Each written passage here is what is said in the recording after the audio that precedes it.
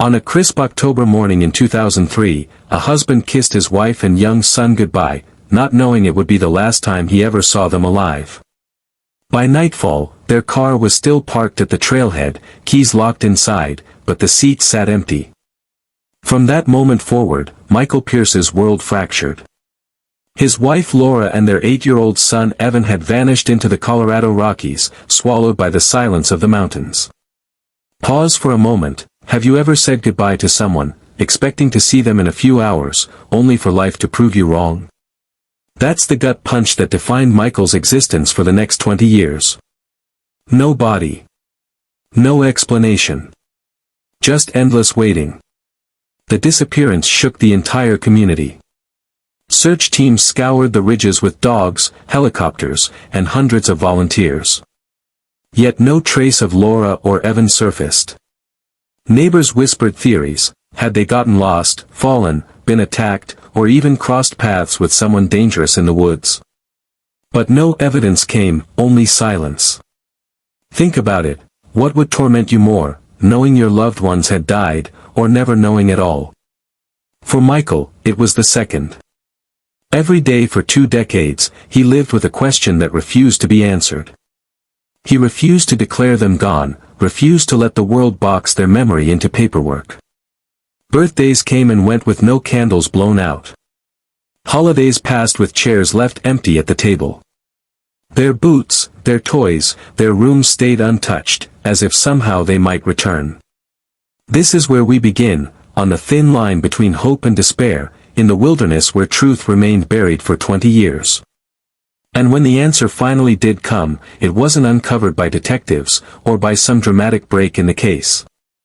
It came through Michael himself, standing once more on the trail that had taken his family from him, when a flash of fabric in the dirt caught his eye. Stay with me, because this story isn't just about loss, it's about the brutal silence of nature, the unrelenting grip of grief, and the haunting truth of what one father discovered after decades of searching. But before we reach that discovery, let's go back to the beginning, the day Laura and Evan set out for their hike. Before Laura Pierce's name became tied to tragedy, she was known in her community as a woman full of energy and warmth. Born and raised in Colorado, she had grown up near the mountains and carried a quiet confidence on the trails that many admired. She wasn't reckless, she was careful, seasoned, and always prepared. Hiking wasn't just a pastime for her, it was how she bonded with her son, Evan. Laura and Michael Pierce had been married for over a decade. Their life wasn't glamorous, but it was steady.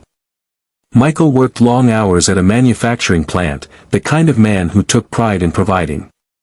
Laura balanced motherhood with part-time work at the local library, a job that suited her well.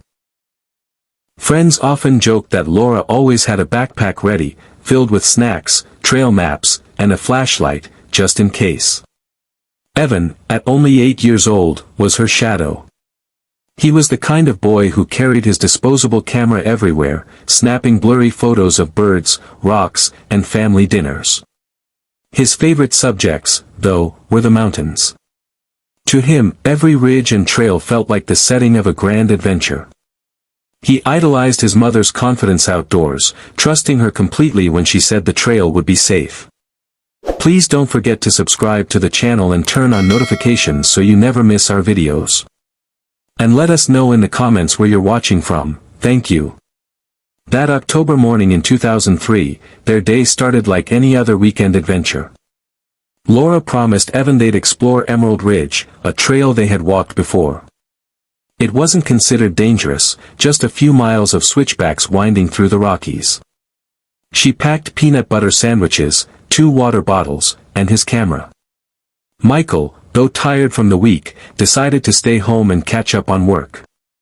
He kissed them goodbye, never thinking it would be the last time. In hindsight, some saw warning signs, though at the time no one paid them much mind. Emerald Ridge, while popular, had hidden hazards. Seasonal floods often shifted the ground. Steep ravines cut into the forest floor, hard to spot until you were standing too close. Local rangers often reminded hikers not to wander from the marked paths.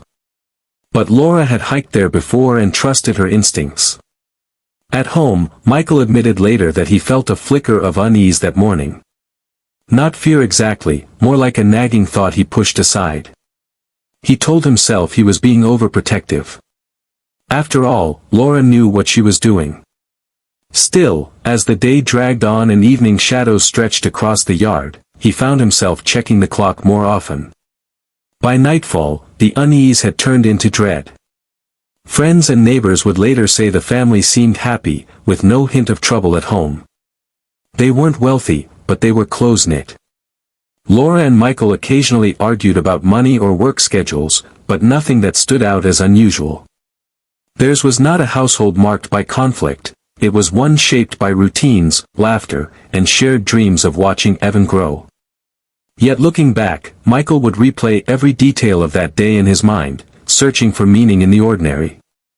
Should he have insisted on going with them? Should he have begged them to take a different trail? He would never stop asking himself those questions. When Laura and Evan failed to return that evening, neighbors at first assumed their hike had simply run long. But for Michael, something felt wrong immediately. He knew Laura wasn't careless. She was the kind of person who texted if she was running late, who worried about inconveniencing others. The silence was out of character. And that silence became the first shadow of a nightmare that would stretch for decades. When night fell on October 18, 2003, Michael Pierce expected to see headlights sweeping across the driveway, Laura stepping out with Evan clutching his camera. Instead, the hours dragged on in silence. By 10 o'clock, Michael's unease became unbearable. He drove out to the Emerald Ridge trailhead, praying he was overreacting. But there it was, their green Subaru wagon parked exactly where Laura had left it that morning. The doors were locked, keys inside, sandwiches uneaten, and Evan's spare jacket folded neatly on the back seat. The emptiness of the car hit Michael like a blow. They hadn't just been delayed, something was terribly wrong. With shaking hands, he dialed 911. By midnight, deputies arrived, shining flashlights into the dark forest. Michael begged them to start the search immediately, but protocol meant teams would mobilize fully at first light. He drove home in a daze, unable to sleep, pacing the floor until dawn. When morning came, the mountains roared with activity. Search and rescue crews, rangers, volunteers, and even helicopters filled the landscape. Dogs strained at their leashes, noses pressed to the earth. Loudspeakers called Laura's name across the valleys. Every ridge, every ravine, every cluster of pines was combed inch by inch. Yet the forest gave nothing back. By the third day, the media arrived. Local stations ran constant coverage, showing footage of Michael standing at the trailhead, exhaustion written across his face. His voice cracked as he pleaded for anyone with information to come forward. Community members joined the search in waves, some bringing food for the volunteers, others walking the trails themselves. The disappearance had already begun to grip the county with fear. Investigators quickly interviewed hikers who had been on Emerald Ridge that same afternoon. Several remembered seeing Laura and Evan on the lower trail, Laura smiling, Evan snapping pictures with his camera. Nothing seemed out of the ordinary. No one reported hearing cries, spotting animals, or witnessing a struggle. They simply vanished somewhere between the beginning of the trail and the points where others had last crossed paths with them. Theories began to swirl almost immediately. Deputies first leaned toward an accident. Perhaps Laura and Evan had strayed from the trail, slipped into a ravine, and were trapped beyond sight. Helicopters with infrared cameras scoured the landscape, but no heat signatures appeared. By the end of the week, some whispered about darker possibilities. Could a stranger have been lurking in the woods? Could foul play explain the complete absence of evidence? Authorities treated every angle seriously. Known offenders in the area were interviewed. Campers from nearby sites were questioned about suspicious activity. Vehicles seen near the trailhead that day were logged and checked. Nothing concrete surfaced. No footprints, no scraps of clothing, no blood, no broken branches that hinted at a struggle. Forensic teams examined Laura's car. Aside from the locked doors and belongings inside, it revealed nothing unusual. Michael was questioned, as all spouses are in missing persons cases. Detectives pressed him on their marriage, finances, and whether there had been arguments at home. He answered every question with blunt honesty. There had been no tension, no secret life, no motive for harm. His alibi, working late at the plant and later searching for his family, was confirmed. Though cleared, the questioning left him hollow. Witnesses from town described Laura as attentive and responsible, not someone prone to risk. Evan, they said, was happy and full of energy. That made the disappearance all the more puzzling. Experienced hikers sometimes went missing, yes, but an experienced hiker with a child, vanishing without leaving so much as a trail of footprints, was harder to accept. As days turned into weeks, hope waned. Local papers ran headlines about the mystery of Emerald Ridge. Michael grew visibly thinner, often seen wandering the trailhead long after the official search had paused for the night. He refused to leave the area, clutching photos of Laura and Evan, begging anyone with information to come forward. By the end of the second week, the official search scaled back. Deputies admitted to reporters that without new leads, they were running out of ground to cover. Volunteers still came, but in fewer numbers. The once busy command post began to quiet. Public reaction was mixed. Some community members sympathized deeply with Michael, bringing meals to his house, helping maintain his yard, and leaving candles on his porch. Others speculated behind closed doors, wondering if there was more to the story than Michael admitted. The absence of evidence left a void, and people filled that void with rumors. One deputy put it simply in an interview, "It's like they walked into the trees and never walked out." For Michael, the worst part was the silence. Every night he returned to an empty house, Evan's toys neatly waiting, Laura's boots by the door. The investigation had reached a dead end, and yet, his life had only just entered the long purgatory of waiting. In most disappearances, investigators start by looking closest to home. And for Michael Pierce, that meant enduring the spotlight of suspicion that so often falls on husbands and fathers when families go missing. Though no formal charges were ever filed, Michael found himself living as though on trial. Detectives asked him to recount his entire day, over and over again.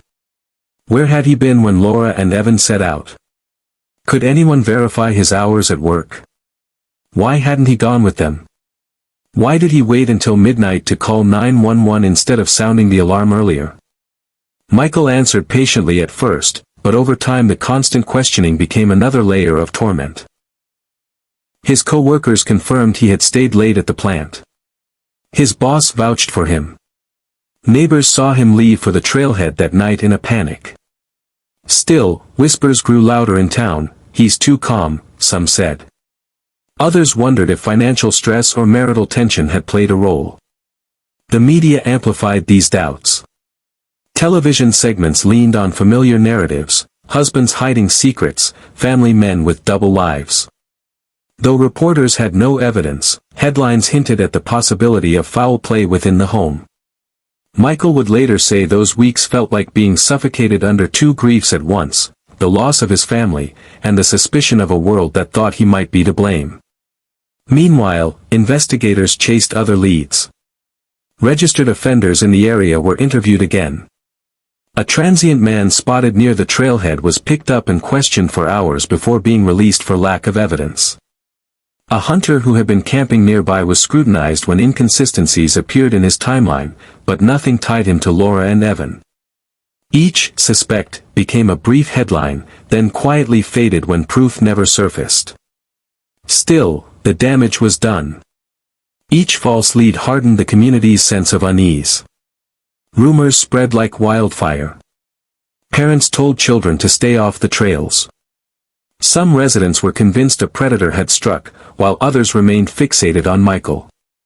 For Michael, it was a surreal kind of legal battle, trial by gossip, by innuendo, by silence. He hired a lawyer not because he had been charged, but because he needed protection from the relentless questioning and insinuations. His attorney urged him to stop speaking to the press, though Michael resisted at first. He wanted the world to see his pain, to know his family mattered. But every time he appeared on camera, analysts dissected his body language as though grief could be read like a lie detector. Over time, even without charges, the absence of answers worked like a verdict, guilty in the court of public opinion. Employers hesitated to promote him. Strangers avoided him in grocery aisles. At one point, anonymous letters appeared in his mailbox, accusing him of knowing more than he admitted. The official case file sat open but stagnant. Without bodies, without a crime scene, prosecutors had nothing to build on. Deputies admitted privately that they had exhausted their leads. Still, the shadow of suspicion lingered for years, pressing down on Michael like a second sentence. Twists came in the form of false hope. In 2007, skeletal remains were found in another part of the Rockies. Michael's heart nearly stopped when deputies called, only to shatter when DNA proved they belonged to an unrelated missing hiker. A year later, a rumor spread that Laura and Evan had been spotted in New Mexico. Deputies followed up, chasing the tip across state lines, but it dissolved into nothing. Each development sparked media flurries, each ending left Michael back at the same empty trailhead in his mind. In this way, the legal battle stretched not in courtrooms but in the constant cycle of accusation and disappointment. Every false suspect, every baseless theory, every headline suggesting a dark secret only deepened the wound. Michael was never arrested, never charged, yet lived as though on parole from a crime he hadn't committed. By the 10th year, the media had largely moved on, covering newer stories, fresher tragedies. But the weight of suspicion never truly lifted. For Michael, silence was worse than trial. At least a trial ends with a verdict. His life was left suspended, verdictless, as though the jury had gone home and forgotten the case altogether. 2 decades after Laura and Evan vanished, the truth surfaced in the most unexpected way. It wasn't uncovered by a detective's breakthrough, nor by a confession or tip-off. Instead, it came on a quiet summer day in 2023, when Michael returned to the mountains where he had lost everything. That day, storms had reshaped the terrain along Emerald Ridge. Flash floods had stripped away layers of soil, revealing parts of the landscape hidden for years. As Michael wandered deeper than usual, a sliver of blue fabric caught his eye in the rocks. His chest tightened. When he reached for it, his fingers closed around a small windbreaker, the same size his son used to wear. This discovery set in motion the closest thing this case would ever have to a trial. Authorities cordoned off the area, treating it like a crime scene. Forensic experts combed the ravine with gloved precision, photographing every item before it was lifted. The evidence came not from witnesses on a stand, but from the ground itself. A rusted water bottle, the fragments of a child's plastic watch, and Laura's necklace still resting in the dirt. Like testimony in court, each object spoke. The necklace confirmed the adult remains belonged to Laura. The watch confirmed the child was Evan. For 20 years, the mountain had kept its silence. Now, piece by piece, it told the truth. The prosecution, in this case, was the forensic science team. Their argument was straightforward: this was a tragic accident. The terrain showed signs of a fall, the slope angled steeply into the ravine, and weathering on the bones indicated exposure consistent with 2 decades in the elements. Specialists reconstructed the likely sequence: Evan slipped first, tumbling into the ravine. Laura, in a desperate attempt to reach him, fell as well.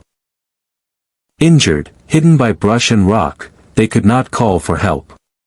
Cold night air and wounds sealed their fate long before rescuers scoured the area. If there was a defense, it was the lingering suspicion from the community. Some still wondered, could foul play have been involved? Could the remains have been moved? Deputies addressed these doubts directly. There was no evidence of trauma beyond the injuries consistent with a fall. No signs of animal attack beyond natural weathering. No trace of another person's involvement. Forensic testimony was clear and unanimous. The verdict came not from a gavel but from science: death by accident. For Michael, the ruling was both devastating and liberating. He wept as deputies carried the remains of his family out of the ravine. After 20 years of endless theories, rumors, and suspicion, the truth was plain. Laura and Evan had not been taken by violence or betrayal. They had simply lost their footing in a place where one misstep could mean everything. When the funeral was held later that summer, it felt like closing arguments before a jury of friends, neighbors, and strangers who had followed the case for decades. The church was filled beyond capacity. Some came to mourn, others to support Michael, and many came to finally lay to rest a story that had haunted the community for years. Michael spoke at the service, his voice trembling but steady.